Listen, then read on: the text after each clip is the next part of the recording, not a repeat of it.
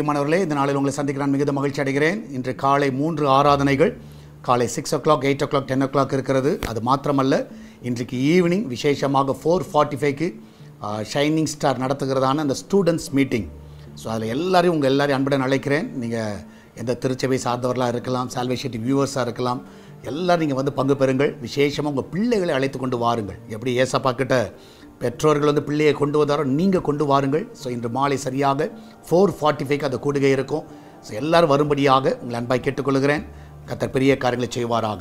இந்த நாளிலே கர்த்தர் நமக்கு கொடுக்குற வார்த்தை சங்கீதம் 106வது சங்கீதம் 45வது வசனம். Psalms 106 verse 45.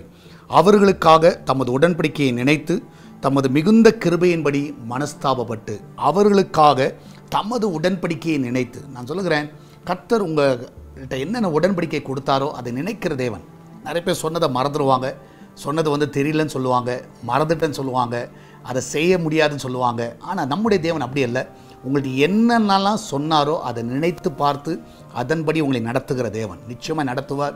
ஸோ கர்த்தர் உங்களுக்கு கொடுத்த வார்த்தைகள் எல்லாம் நிறைவேறும்.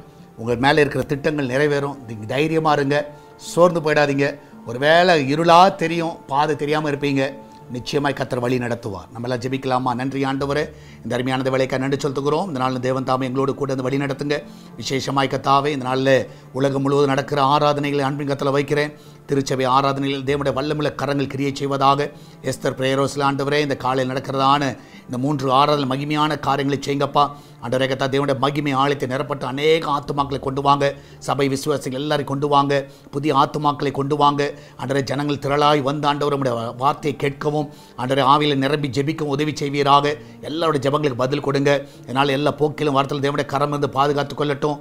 எல்லா இயற்கை செயற்கை எல்லாம் சாதகமாக்கி கொடுங்க. ஆராதனை எந்த ஒரு இயற்கையோ செயற்கையோ தடை பண்ணக்கூடாது.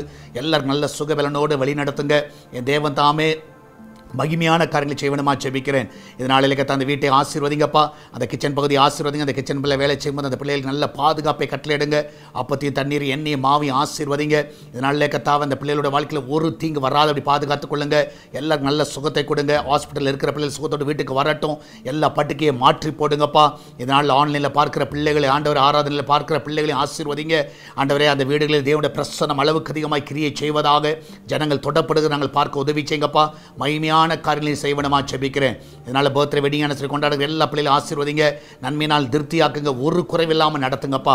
இந்த ஆண்டிலே கர்த்தா தேவன் தாமே ஒரு நிறைவை காண செய்யுங்க. ஒவ்வொருவரையும் ஆசீர்வதிங்கப்பா. இயேசுவின் நாமத்தில் ஜெபிக்கிறோம் எங்கள் அன்பின் பரலோக பிதாவே. ஆமேன், ஆமேன். பிரியமானவர்களே, கர்த்தர் உங்க கூட இருக்கிறார். இன்று நடக்கிறதான ஈவினிங் நடக்கிற மீட்டிங்க்கு எல்லாரும் உங்கள் பிள்ளைகளை அழைத்து கொண்டு வாங்க. 4:45க்கு உங்கள் பிள்ளைகளை நாங்கள் சந்திக்க நானும் காத்திருக்கிறோம். எல்லாரும் உங்கள் பிள்ளைகளை அழைத்து கொண்டு வாருங்கள். கர்த்தர் உங்களோடு கூட இந்த வழி நடத்துவாராக. God bless you.